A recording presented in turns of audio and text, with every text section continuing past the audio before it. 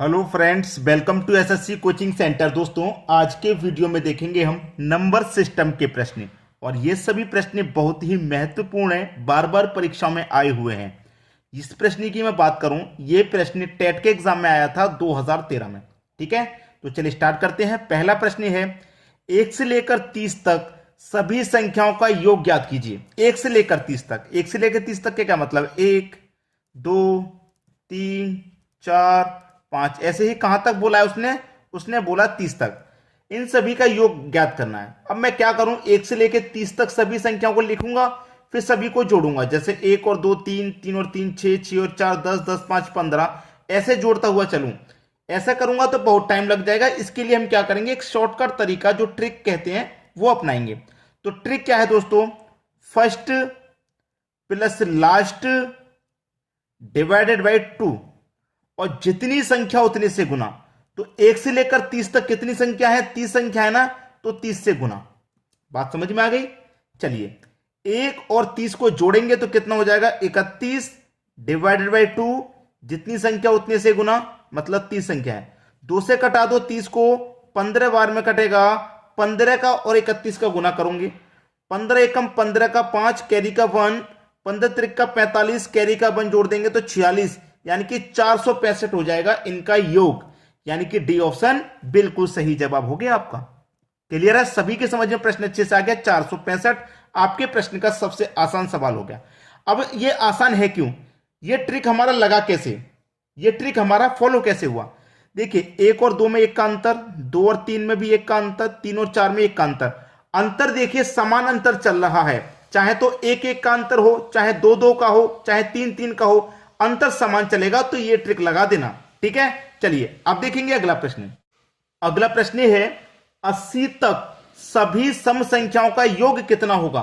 सभी सम संख्याओं का, तो सबसे पहली सम संख्या 2 आएगी, फिर 4, फिर 6, फिर 8, ऐसे ही करके लास्ट में कितनी आ जाएगी, 80 आ जाएगी। ठीक है, अब देखिए टोटल संख्या मैं 80 ले लूं, 1 से लेकर 80 तक 80 संख्या हो जाएंगी, जिसमें कि 40 आपकी सम संख्या रहेंगी। ठीक है, और 40 आपकी क्या रहेंगी, विषम संख्या। 40 सम और 40 ही क्या रहेंगी, विषम रहेंगी। इतना तो कंफर्म होगा, क्योंकि विषम संख्याओं को छोड़ के चलते हैं। 2 से पहले 1, 4 से पहले 3, 5 से पहले 5 4, 6 से पहले 5, 8 से पहले, मतलब जो विषम संख्याओं की बात हो रही है उसको छोड़ दिया गया, केवल सम संख्या ली। तो 80 तक संख्या है, तो 80 में आधी सम संख्या होंगी, आधी विषम। यह बात हमेशा याद रखना। ठीक है, 50 संख्या है तो 50 में 25 सम 25 विषम। 30 संख्या है तो 30 में क्या होगा, 15 सम 15 विषम। इतना कंफर्म है। अब देखिए 2 में 4 में 2 का अंतर, 4 में 6 में 2 का अंतर, 6 में 8 में 2 का अंतर। अंतर समान चल रहा है। मैंने आपको पिछले क्वेश्चन में यही बताया कि जब अंतर समान चलेगा तो फर्स्ट प्लस लास्ट, ठीक है, डिवाइडेड बाई 2, और जितनी संख्या उतने से गुना। तो संख्या कितनी है दोस्तों, सम संख्याओं की बात हो रही है, तो सम संख्या 80 तक कितनी हो जाएंगी, 40 हो जाएंगी ना। तो जितनी संख्या उतने से गुना। बस 2 में 80 जोड़ दो 82 हो जाएगा, डिवाइडेड बाई 2 गुने 40। अब 2 से 40 को मैं कटा दूं 20 बार में जाएगा। ठीक है, चलिए गुना कर दो, ये 0 आ जाएगा लास्ट में। 2 का गुना 2 से करेंगे 4, 2 8 16, यानी कि 1640 आपका सही जवाब है। सी ऑप्शन बिल्कुल सही। क्लियर सभी को। अब देखेंगे अगला प्रश्न। अगला प्रश्न है, प्रथम 35 विषम प्राकृतिक संख्याओं का योग है। विषम 1 3 5 7 9, ऐसे ही कहां तक चलेंगे। प्रथम 35 की उसने बात कही है, 35 तक नहीं बोला, हमको 35 संख्याएं लिखनी है। 35 संख्या विषम। अब देखिए 35 संख्या विषम की बोला ना, तो 35 का डबल कर दो। 35 का डबल कर दो, कितना हो जाएगा भैया, 70। लेकिन 70 तो एक सम संख्या है, तो इस 70 में क्या होगा, 35 संख्या तो सम हो जाएंगी और 35 संख्या क्या हो जाएंगी, विषम हो जाएंगी। ये चीज मैंने पिछले क्वेश्चन में आपको बताई थी। 70 है ना, तो 70 में 35 सम और 35 आपकी विषम। तो इस 70 में ये तो आपकी सम संख्या हो गई 70, तो 70 से एक कम संख्या लेंगे वो विषम होगी। 70 से पहले तो वो क्या हो जाएगी, 69, यानी कि 69। तो हमारी 1 से लेके 69 तक ये 35 संख्या हो जाएंगी विषम। बात सभी की समझ में है। अब देखिए 1 में और 3 में 2 का अंतर, 3 में 5 में 2 का अंतर, 5 में 7 में 2 का अंतर। अंतर समान चल रहा है, तो first plus last divided by 2, और जितनी संख्या उतने से गुना, तो संख्या कितनी होगी भाई, संख्या कितनी होगी, 35 होगी कि नहीं, तो 35 से गुना, बस प्रश्न खत्म यहीं पर।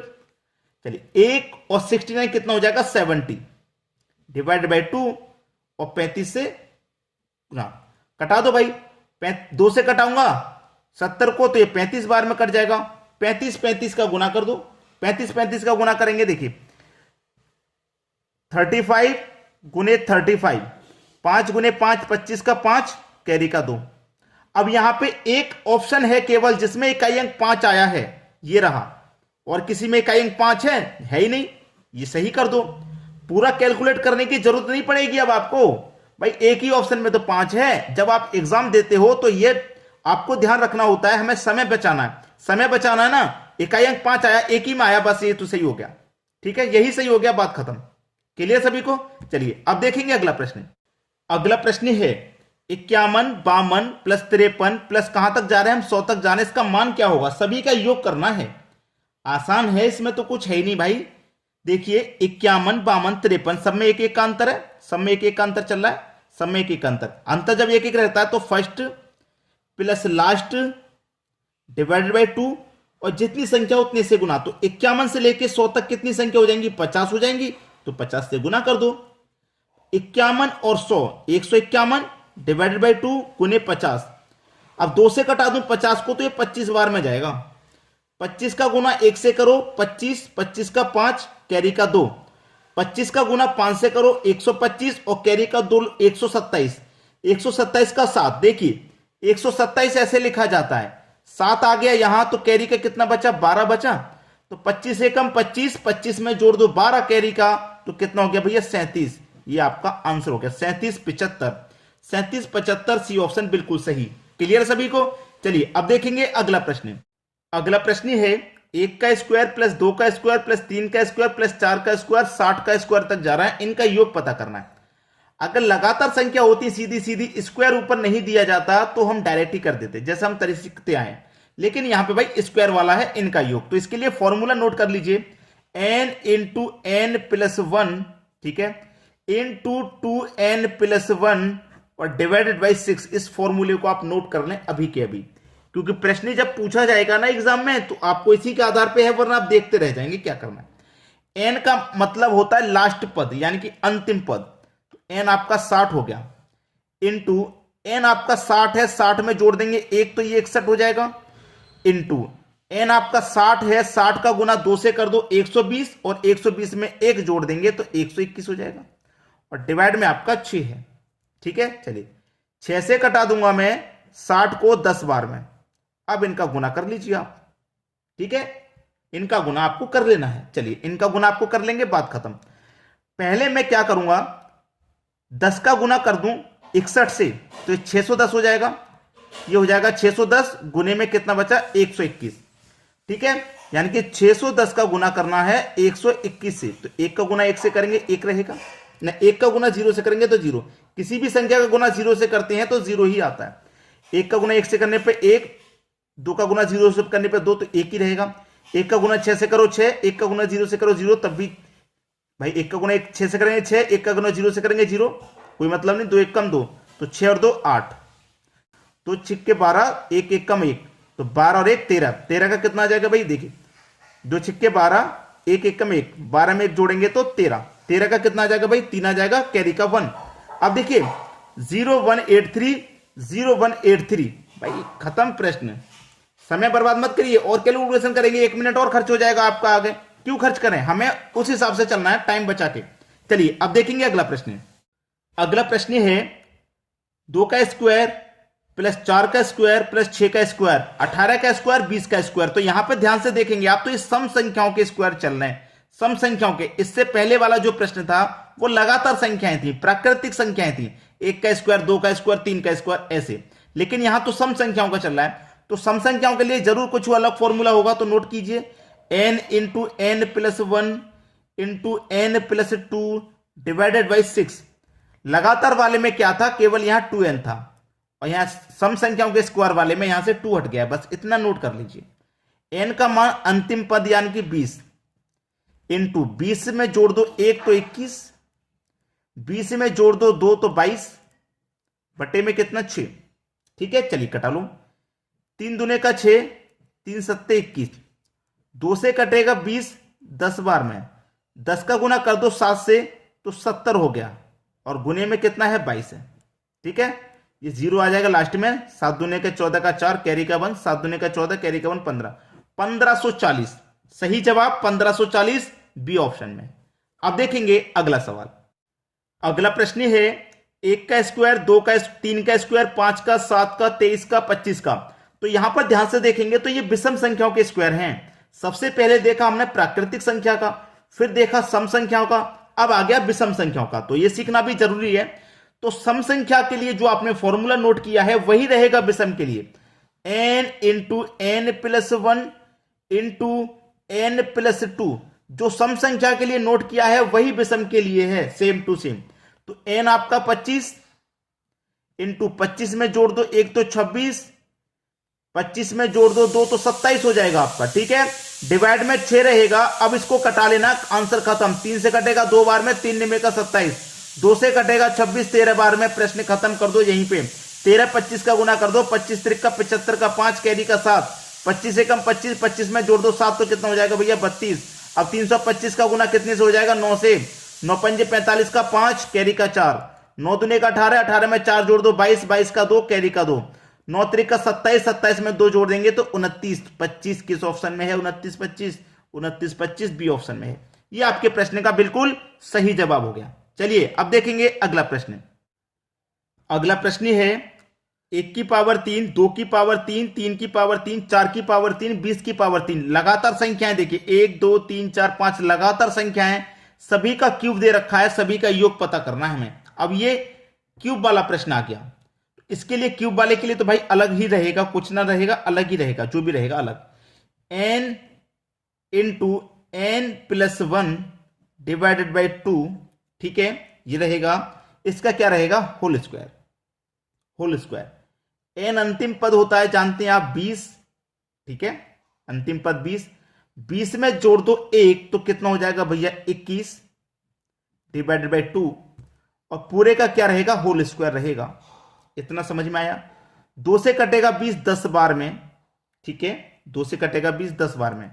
अब देखिए होल स्क्वायर 10 का भी होगा और 21 का भी होगा, क्योंकि पूरी संख्या का होल स्क्वायर है। तो 10 का होल स्क्वायर कर दूं मैं 100 हो जाएगा।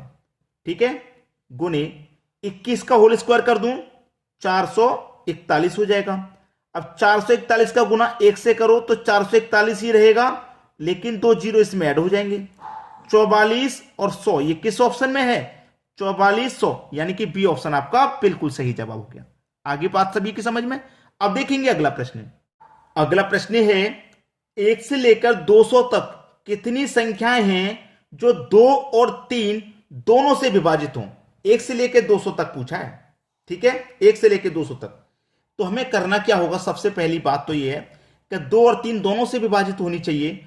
तो मैं इस 2 और 3 का क्या करूं एलसीएम ले लूं। तो एलसीएम 2 और 3 का आ जाएगा भैया 6, है ना, 6 आ जाएगा एलसीएम। तो देखिए 1 से लेकर 200 तक टोटल 200 संख्या है। इस 200 में मैं क्या करूंगा, जो 2 और 3 का मैंने एलसीएम लिया है ना 6, इससे डिवाइड कर दूं।